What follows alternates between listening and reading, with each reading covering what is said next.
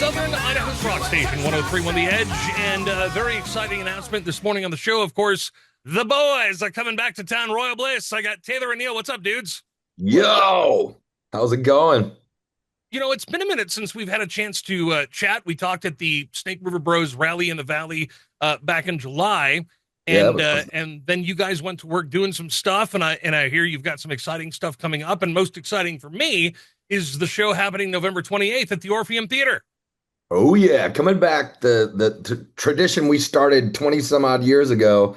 We are living it again. We were able to do it the past 2 years, and the Black Friday show up in the Magic Valley is always a special one. And the fans up there, it's like we've talked about this before. Without Twin Falls and without Magic Valley in Southern Idaho, Royal Bliss probably wouldn't be who we are today and been able to do what we do. So it's good to come back there to our old stomping grounds. Yeah, I it's got to like tell you, it's where we started. I mean, Yep. literally, it was like our home away from home. I mean, we grew up in playing shows in Idaho almost before Utah. Yep. well, and I got to tell you, when I first came to work here in a year that I don't like to admit because it just means that I'm old, in 2004, Kurt Cruiser was the guy who hired me, and one of the first stories that he told me was about this band Royal Bliss in Salt Lake City who come up, play these huge shows. Great guys. They love doing what they do. We love having them. Yada yada yada. And he wanted to make sure that I embraced the Royal Bliss love that the Magic Valley had. And to this day, man, yeah, we just love having you guys up here and love the fact that you call us your second home. Yeah. Yeah. Thanks No, for having us always. it's the truth. And you're right. Cruiser is the one that kind of started it off. And we have so many stories every time we come up there when I'm walking around talking to the fans and friends, family, basically at this point, Yeah. and just sharing the stories and the crazy memories of Royal Bliss and in that area. And it's pretty wild to hear some of the stuff that we've done together. And just like, oh my gosh, how long ago was that? That was just a couple years ago. And I was like, no, that was 15 years ago we did that. And I'm like, holy, nice. Right. How did that happen? Yeah. I just edited myself. I said shnikes. I almost said the other word. No, you can. I have a bleeper. Oh, So you have so a bleeper? by all means, you say what you want. I'd rather say Nike. shnikes. Yeah, Schnikes. That's good. That's good. Schnikes is Oh, approved. I'm like, Cart holy shnikes. it's that comes from the cartoon vocabulary, approved for everyone, right there. Exactly. The Orpheum is such a fun show because it's a little different from your standard Royal Bliss concert in that it's this huge auditorium from 100 years ago or whatever, and Yeah. everybody has a seat, and it's more intimate than a lot of the Royal Bliss shows that I've been to, and you really do catch a different vibe. I mean, I'm not taking anything away from the rock and roll that happens at the show, but it's a little different. Yeah. I think every time we played there, it's kind of a special show. You're right. It's a different vibe. It's an old building, has a lot of history to it. Even the green rooms, the stage, when you're looking up at the crowd up in the balcony and it just, I don't know. And I think it causes us to play a little bit differently, a little bit more. I don't know. It's just, it does bring a different element and a different side of Royal Bliss out in those kind of special shows. Is it I mean, obviously it's special for you guys to do the Orpheum show because it is a little different, but like what kind of atmosphere uh I don't know what I'm trying to say. Like, because you have a connection with the audience wherever you play. But how does it differ when you're playing in front of an auditorium, like you will be at the Orpheum versus, let's say, uh, some of the big rock fests that you guys have done in like Wisconsin and stuff like that? Yeah, I mean, we played in front of 20,000 people or 10,000 people, and that's definitely a different kind of energy when you're at a festival or you're at one of those big outdoor gigs and singing to this huge crowd. Or if you're in a bar, like, kind of a bar setting where, it's a loud, energetic kind of crowd, everybody's packed in there.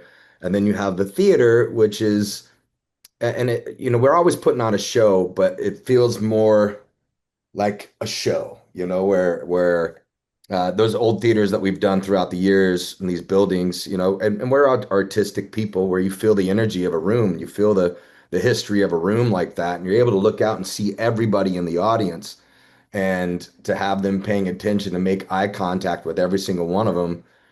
It's a lot more intimate, whether we're playing, a loud, heavy rock song it doesn't matter. Like sometimes in those bars, it's hard to see with the lights and everything. It's hard to see a crowd. And then arena shows, it's almost impossible to be able to make eye contact with everybody in there.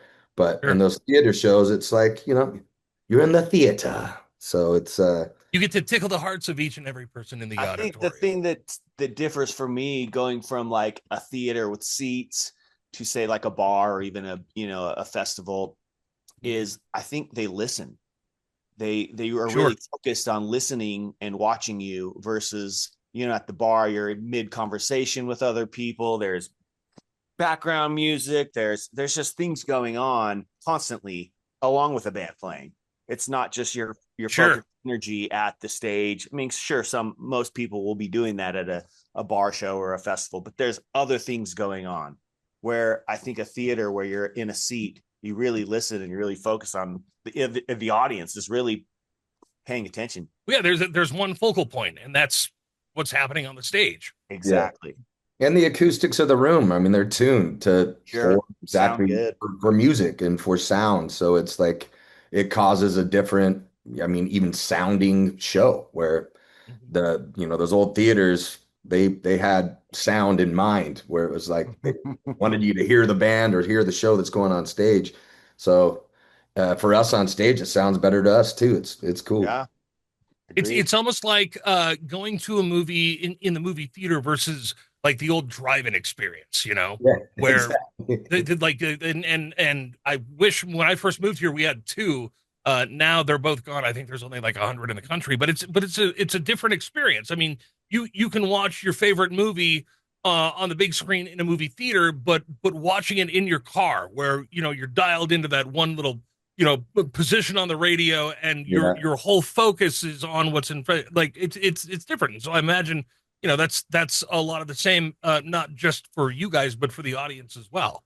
Yeah. No, it's definitely a special show. And that's why it's sold out every year we've done it. So speaking of, get your tickets if you haven't gotten your tickets yet. RoyalBliss.com. Go get them. Yeah, because this show, it sells out fast. I think, what do we got? Like 200 seats in the auditorium, something like that?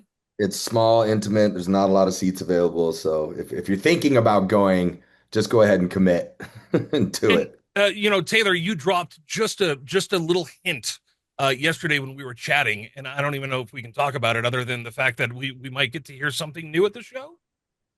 Yeah, I think we're gonna release a new song, probably the week Nice. of that whole Thanksgiving week. So that's the plan. We'll see. Fingers crossed. Fingers Cross, crossed. cross our fingers. Yes. Well, hell, I mean, if you guys are writing songs like you do over Zoom, you got to pull something, right? Yeah, we got a lot of new stuff out there that we haven't released and it's ready to pull the trigger and you're gonna hear a lot of music coming out of the Royal Bliss camp this year. Well, and not only that, I mean, the catalog that goes so far back. I mean, you guys have had so many hits. I can't think of a single song that I would not appreciate the hell out of live on stage. And so excited to see you guys. Again, the show's coming up November 28th. Tickets are on sale right now at royalbliss.com. It's all ages. So, I mean, bring the kids out. It's a family friendly show, unless I open my mouth. I guess I dropped an F bomb once and was not real appreciated. So, I'll be using the word shnikes instead of other words. Nikes, yes. Holy footlockers. Yeah. Oh, Uh, man. yeah. Hey, dudes, always an absolute pleasure to get to hang out with you for a little bit. I so look forward to the show. And again, one more time, royalbliss.com and the socials, of course, just go to Google and punch in Royal Bliss. I'm done asking hey, drop all your socials, because just go search Royal Bliss. You'll find it. You'll find us. Thank you, Brock. And Yeah, thank 103 The Edge. Well, I love you, brothers, and I'll see you soon, okay? All right. Hell yeah, Much man. love, respect.